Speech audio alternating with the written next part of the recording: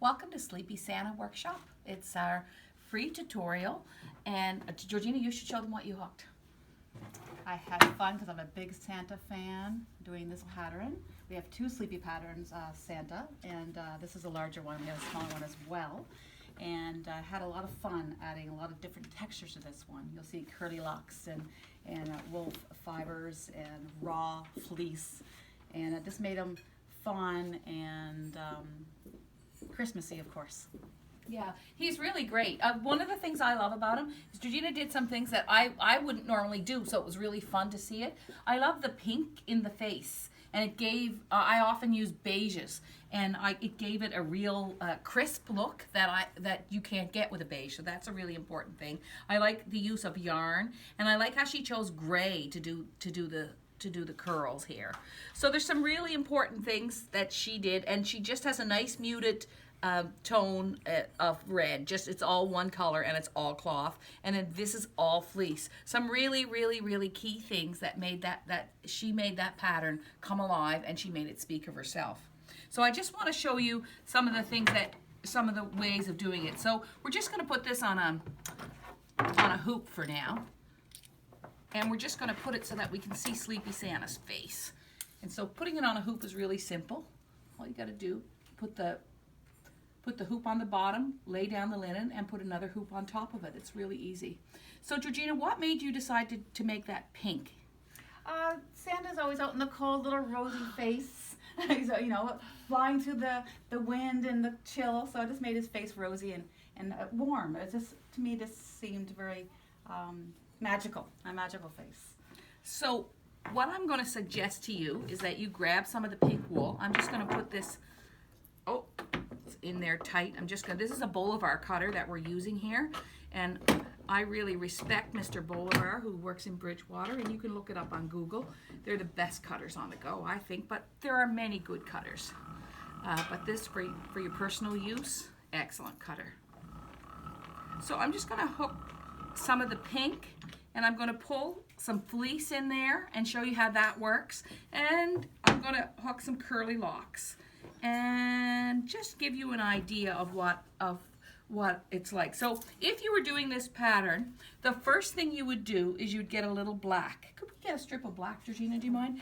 We'd get a little black, and the very first thing you do is you do the nose and the eyes. So let's do that. And then the next thing you do after that is you'd probably put in that deep pink in the rose here, but I'd probably go right to the gray yarn. I had fun doing the accents first. Yeah. So I'm going to cut a little bit of gray yarn here. Need scissors.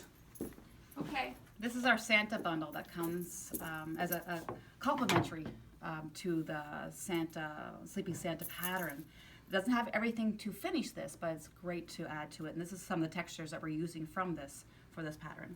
So I'm going to have to sit down here because I have to do it as I would normally do it. So you're going to bring the end up, and you're going to hook those eyes following the line just really nicely. And if you'll notice in the pattern, can you show them, Georgina, where you outlined the mustache?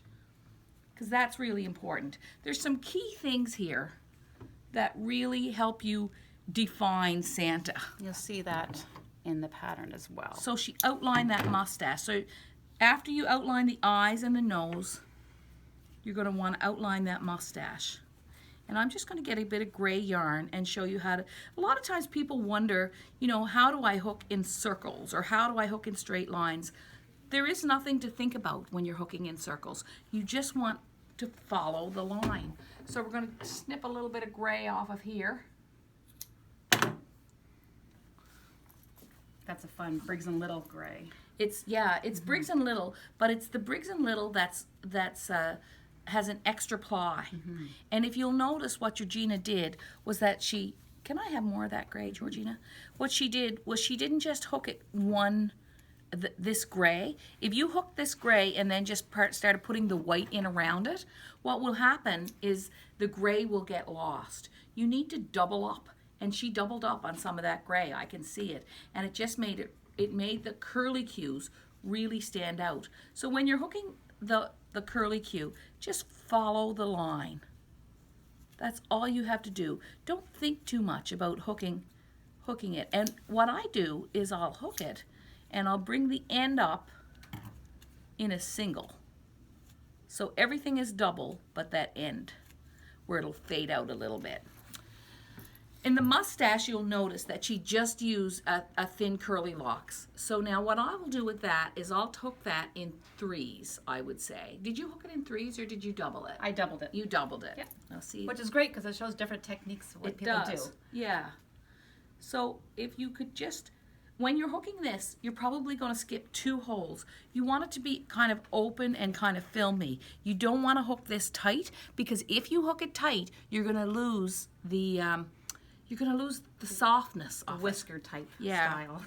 Yeah, and she also outlined right here the fur on the cap. So I didn't at first. You actually. didn't? No. So I actually Ah. afterwards came back to it. Like I really need to see that differentiation Yeah. between the face and the top, and it really made a difference. Did so make a difference. You can hook and then look at it afterwards and realize it needs more. Yeah, and the outlining here, like you'll notice she didn't need to outline the, there's no outline here on the cap. There was no need because there's such a contrast between the gray and the red. And you know, the really thing that she did this pattern was poke this bit of fuzz in the corner, right? So let's see how you hook the fleece. So this is just really thick, coarse fleece. And what you're gonna do is you're gonna pull it apart and you'll get it in a blob like this. And then you sort of, I call it hand carding. And you kind of hand card it, pull it, you know, so see how it makes a nice long strip if you do that? And so she's outlined this, but I'm just going to show you how to hook this. The best way to hook this is to close your eyes, pull up your loop, and then just feel it with your fingers. Oh, I'm not doing so good, am I? Oh, Deanne. There you go. There you go. There you go. It Try does make a that. difference. Look at that. Don't even think about it. Stop looking at it and examining every loop. Every loop doesn't matter. It's the whole thing that matters, right? If you got after yourself for every little mistake that you made in life and said, oh, every little mistake I make is terrible and I'm focusing on every little mistake, or if you just look at your whole life and say, oh, well, it's pretty good overall. So that's kind of what you want to do with your rugs. So do it with your eyes closed? Do it with your eyes closed. I said do it with your eyes closed. So I think that's a good start to that. It just gives you a great idea how to hook it. And I'm so proud of Georgina because that is absolutely the best rug she ever made. And she never asked anybody for one bit of instruction. She took it home. She did it in an evening. She came back and she said, what'd you say? Santa's done. Merry Christmas. Merry Christmas. See ya. Bye. Thanks, George. Thank you.